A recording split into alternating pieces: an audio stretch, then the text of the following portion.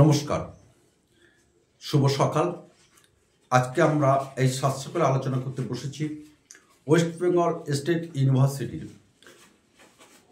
Third সেমিস্টারে রাষ্ট্রবিজ্ঞান minor সিলেবাসের একটি অন্যতম অধ্যায় ফ্রান্সের সংবিধান। আর সেই ফ্রান্সের সংবিধান নিয়ে আজকে আমরা এই ভিডিওটা তৈরি করব। তা ফ্রান্সের সংবিধানের যে প্রশ্নটা তোমাদের আসবে, ফ্রান্সের পঞ্চম প্রজাতান্ত্রিক সংবিধানের বৈশিষ্ট্য আলোচনা করো বা লেখো, 10 নম্বরের প্রশ্ন তোমাদের আসবে। সেখানে শুরুটা তোমাদের এইভাবে করতে হবে যে আলোচনার শুরুতেই আমরা বলে রাখি যে ফ্রান্সের সংবিধানটি পঞ্চম প্রজাতান্ত্রিক সংবিধান নামে পরিচিত। আর এই সংবিধানটি 1958 সালে 28শে সেপ্টেম্বর এক গণভোটের মধ্য দিয়ে এটি তৈরি হয়েছিল। আর 1958 সালে 28শে সেপ্টেম্বর যখন এই সংবিধানটি গৃহীত হয়, সেই সংবিধানে 89টি ধারা এবং 14টি অধ্যায় সেখানে লিখিত ছিল। আবার বলছি, সংবিধানটি যখন গৃহীত হয়, ফ্রান্সের পঞ্চম প্রজাতান্ত্রিক সংবিধান, সেদিন সেখানে 89টি ধারা এবং 14টি অধ্যায় সেখানে লিখিত ছিল।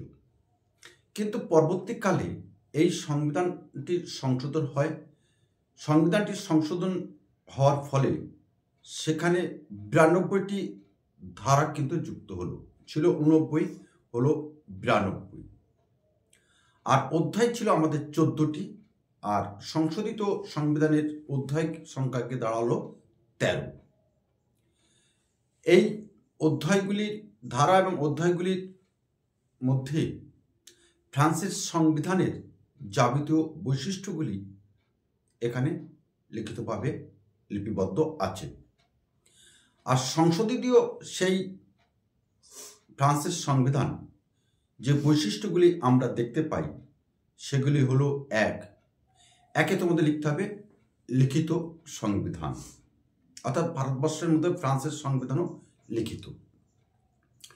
ফ্রান্সের পঞ্চম প্রজাতান্ত্রিক সংবিধান মূলত লিখিত। আর এই সংবিধানে সেখানে নাগরিকদের অধিকার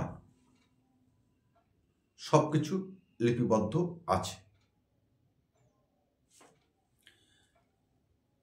সাম্যের অধিকার, স্বাধীনতার অধিকার, শিক্ষার অধিকার, অর্থাৎ যাবতীয় বিষয়গুলি সংবিধানে লিখিতভাবে আছে। তবে প্রসঙ্গগত একটা কথা আমরা এখানে বলে রাখি, ফ্রান্সের যেদিন সংবিধান গৃহীত হয়েছিল, সেই সংবিধানে মুখ্য ভূমিকা গ্রহণ করেছিলেন দ্য গল। সেই কারণে ফ্রান্সের সংবিধানটি দ্য গল সংবিধান নামে পরিচিত। এবার আমরা 2 নম্বর আসব। 2 নম্বরে যে পয়েন্টটা তোমাদের করতে হবে, লিখতে হবে প্রস্তাবনা। আমাদের ভারতবর্ষের মতো ফ্রান্সের সংবিধানের একটা প্রস্তাবনা গৃহীত হয়েছিল 1958 সালে 28শে সেপ্টেম্বর। লিখিতভাবে যে সংবিধানটি পেশ করা হয়েছিল, সেই সংবিধানের শুরুতে যে প্রস্তাবনা যুক্ত হয়েছে, আর সেই প্রস্তাবনায় বলা হয়েছে নাগরিকদের অধিকার এবং জাতীয় সার্বভৌমত্বের কথা সেখানে বলা হয়েছে। নাগরিকদের অধিকার এবং জাতীয় সার্বভৌমত্বের কথা সেখানে কিন্তু বলা হয়েছে। এছাড়াও সাম্য, স্বাধীনতা, সৌভ্রাতৃত্বের ভিত্তিতে একটি শক্তিশালী সমাজ গঠনের কথা ফ্রান্সের সংবিধানে প্রস্তাবনায় বলা হয়েছে। এবার আমরা আসবো 3 নম্বর। 3 নম্বরের যে পয়েন্টটা তোমাদের লিখতে হবে দুষ্পরিবর্তনীয়। ফ্রান্সের সংবিধান মূলত দুষ্পরিবর্তনীয়। কেন দুষ্পরিবর্তনীয়? সেখানকার সংবিধান সংশোধনের জন্য একটা বিশেষ পদ্ধতি অবলম্বন করতে হয়। আর সেই অবলম্বনের ক্ষেত্রে আমরা দেখতে পাই যে সংবিধানের সংশোধন প্রস্তাব পার্লামেন্টে প্রথমে পেশ হয়, অতঃপর পেশ হওয়ার পর সেই সংশোধনের প্রস্তাবটি পাঠানো হয় গণভোটের জন্য। আর গণভোটে সেই প্রস্তাবটি পাশ হলে সেই সংশোধিত বিষয়টি বা প্রস্তাবটি কার্যকরী হয়ে যায়। অর্থাৎ প্রথমে পার্লামেন্টে পেশ করতে হবে, পার্লামেন্টে পাশ করার পর আমাদের পাঠাতে হয় ফ্রান্সের গণভোটের জন্য। আর গণভোটে সেটি যদি আমাদের গৃহীত হয়, পেশ হয়, পাশ হয়, তাহলে সেটি কিন্তু ফ্রান্সের সংসদীয় সংবিধানে সেই কার্যকরী ভূমিকা গ্রহণ করবে সেই প্রস্তাবটি। এবার 4 নম্বরে আমরা আসব এককেন্দ্রিক শাসন ব্যবস্থা। ফ্রান্সের পঞ্চম প্রজাতান্ত্রিক সংবিধানের অন্যতম বৈশিষ্ট্য হল এখানে এককেন্দ্রিক সরকারের আধিপত্যতা। অর্থাৎ এখানে একটি মাত্র সরকার থাকবে, আর সেই সরকার হলো কেন্দ্রীয় সরকার। সেই সরকারের সিদ্ধান্ত মতো সমস্ত রাষ্ট্র পরিচালিত হবে। তবে এখানে একাধিক স্বায়ত্ত শাসনমূলক কিছু প্রতিষ্ঠান আছে, আর এই প্রতিষ্ঠানগুলি থাকলেও তাদের কোনো নিজস্ব কোনো ভূমিকা থাকে না। বলা যেতে পারে এই স্বায়ত্তশাসন সংস্থাগুলি কেন্দ্রীয় সরকারের এজেন্ট রূপে এরা কাজ করে থাকে। এবার আসবো আমরা ফ্রান্সের পঞ্চম প্রজাতান্ত্রিক সংবিধানের পঞ্চম বৈশিষ্ট্য। পঞ্চম বৈশিষ্ট্যের যে পয়েন্টটা তোমরা লিখবে, দ্বিকক্ষ বিশিষ্ট আইনসভা। ফ্রান্সের পঞ্চম প্রজাতান্ত্রিক সংবিধানটি দ্বিকক্ষ বিশিষ্ট আইনসভা সমন্বয়ে গঠিত হয়েছে। আর এই দুটি কক্ষ হল,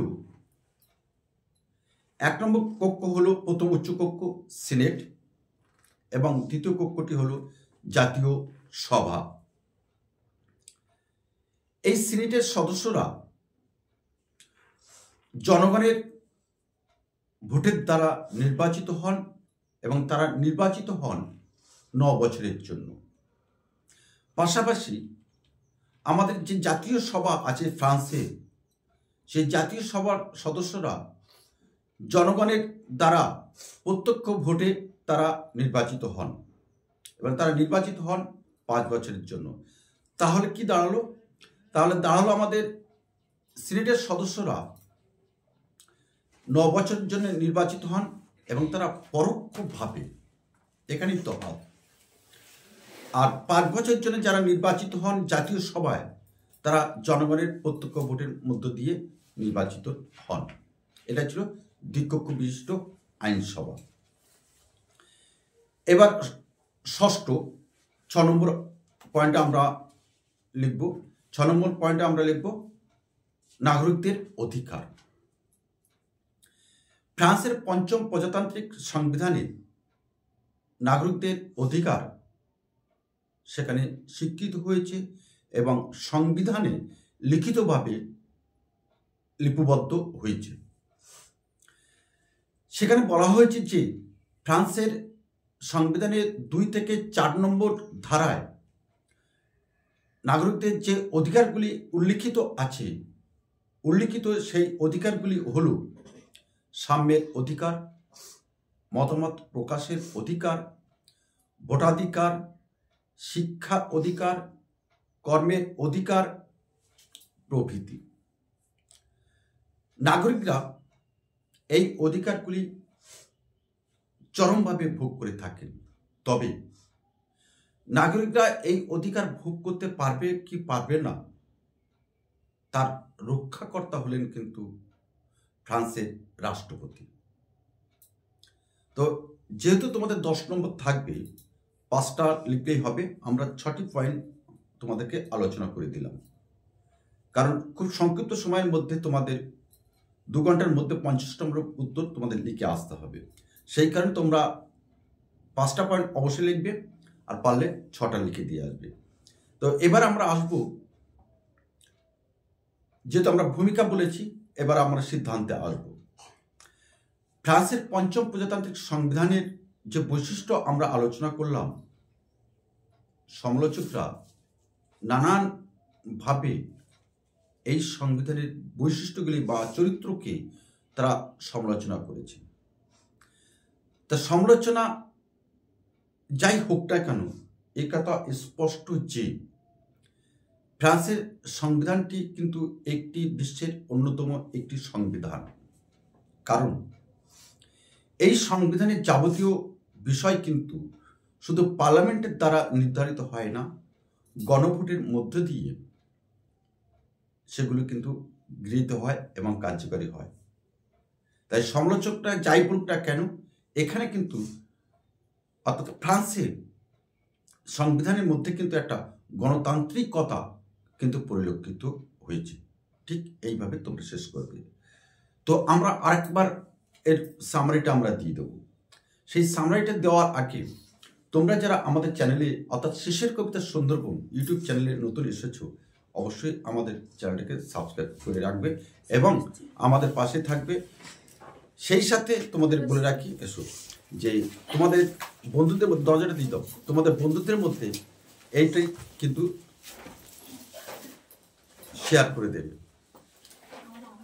যে আমরা যে সামারিটা আমরা বলবো, সেই সামারিটা হলো এই: ফ্রান্সের সংবিধানটি 5ম প্রজাতান্ত্রিক সংবিধান নামে পরিচিত। আর এই সংবিধানটি 1958 সালে 28শে সেপ্টেম্বর এটি গৃহীত হয়েছিল এক গণভোটের মধ্য দিয়ে।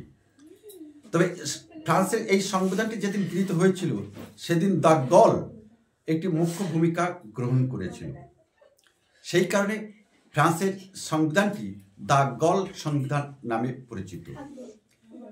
এই সংবিধানে সেদিন 89টি ধারা এবং 14টি অধ্যায় লিখিত ছিল। পরবর্তীকালে সংবিধান সংশোধনের ফলে এখানে 92টি ধারা এবং 13টি অধ্যায় কিন্তু এখানে সংযুক্ত হয়েছিল। আর এই ধারা আর অধ্যায়গুলির মধ্যে ফ্রান্সের নাগরিকদের যাবতীয় অধিকারগুলি সব কিছু লিখিত আছে প্রস্তাবনা আকারে। এবং শুধু লিখিত নয়, ফ্রান্সের সংবিধানটি মূলত দুষ্পরিবর্তনীয়।